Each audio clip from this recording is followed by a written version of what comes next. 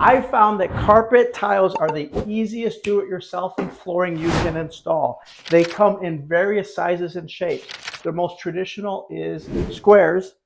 They also come in rectangles. They also come in plank shapes. And I've seen online additional shapes than these so they interlock and interweave.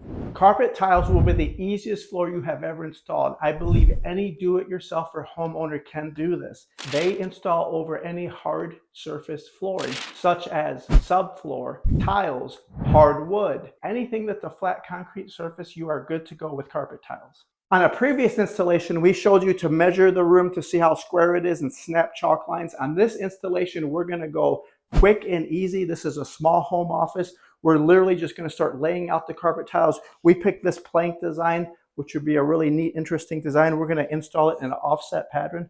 So to start, go ahead and lay out your carpet tiles that you chose and see how they're going to fit across the room. You don't want to have any shortcut edges on the end of the room.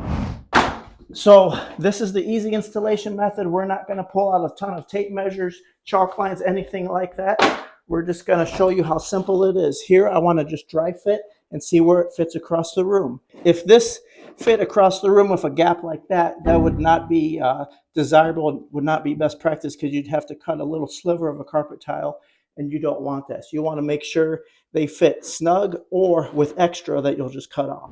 Keep in mind you'll be pulling from multiple boxes. Don't pull all of your carpet tiles from the exact same box. There will be some manufacturer variations, so you want to pull from multiple boxes as you're working across the room.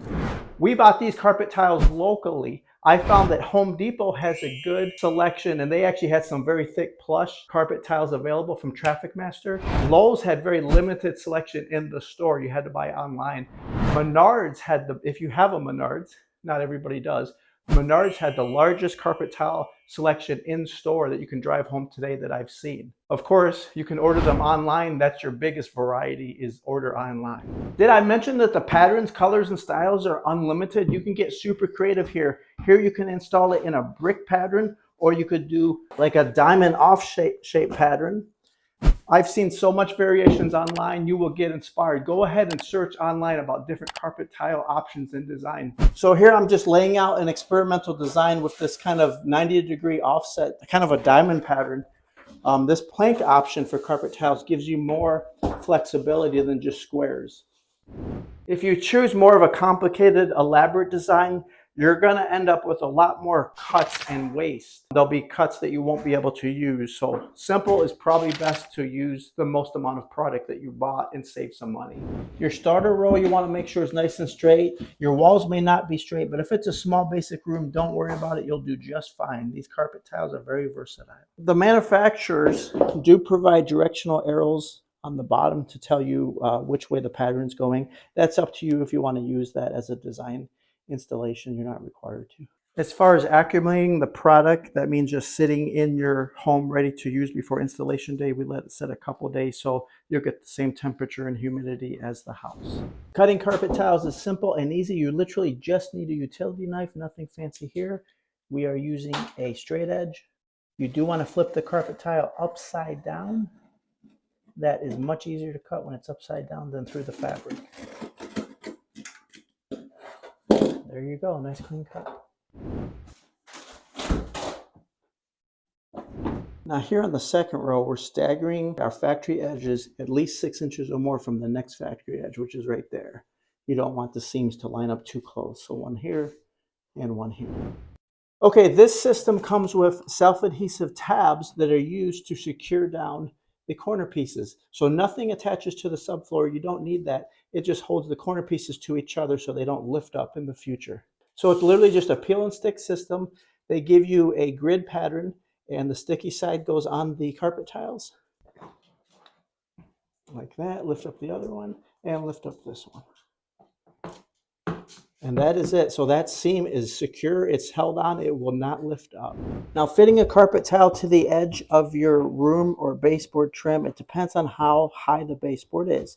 If it's tight to the subfloor, you're good. If the carpet finishes at or near it, you're good. Now, if your baseboards were too high and See, in this case, they actually slide underneath. So we got lucky here. No seam, looks perfect.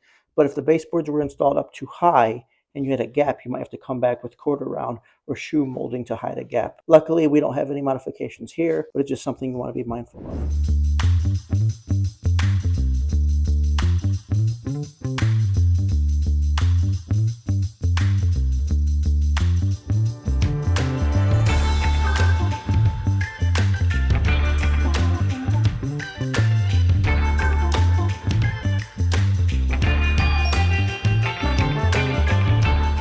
With carpet tiles, if speed is all you care about, then you want to buy like a large format 2 foot by 2 foot or 24 by 24 inch carpet tile. This pattern we picked just because we like the look of it. Some benefits of carpet tiles: no professional installer has to come to your house, no carpet padding required. You can just do it yourself right over your subfloor or a hard surface finish floor. Inevitably, you'll have heating registers and other things in the way, and you'll just simply cut out around them. Since we elected just to get this room done and no chalk lines or anything else, now that we have 3 rows in, I do want to measure from the back wall and make sure we're staying consistent and nothing weird is going on. So we have 29.5 inches exactly from that back wall. Now let's measure a different spot. 29.5 inches. Okay, so now with 3 rows, I feel confident that we are good to go. We can just speed this process up.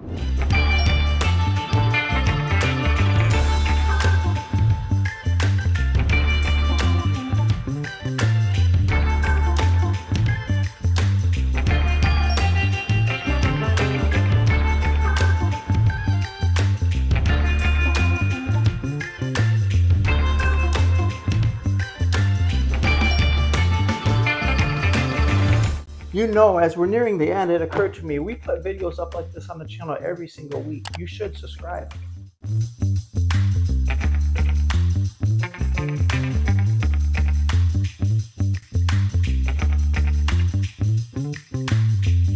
I forgot to show you the best feature of a carpet tile. Say you were to spill some red wine or something that stained the carpet permanently. You literally can peel it up, throw the damaged one away, and slide a new one in place. Look at that, easy peasy. And that's why carpet tiles are the perfect answer for any room that you're worried about possible damage or high traffic, such as home offices, nurseries, basements, porches. They have so many uses. Now, when you finish up in the previous room, you may have a transition strip. You may have a trim piece that covers that, either transition or a threshold piece that covers that. We were lucky. We have a taller hardwood floor here to the carpet tile, so it actually matched up perfectly for a good look.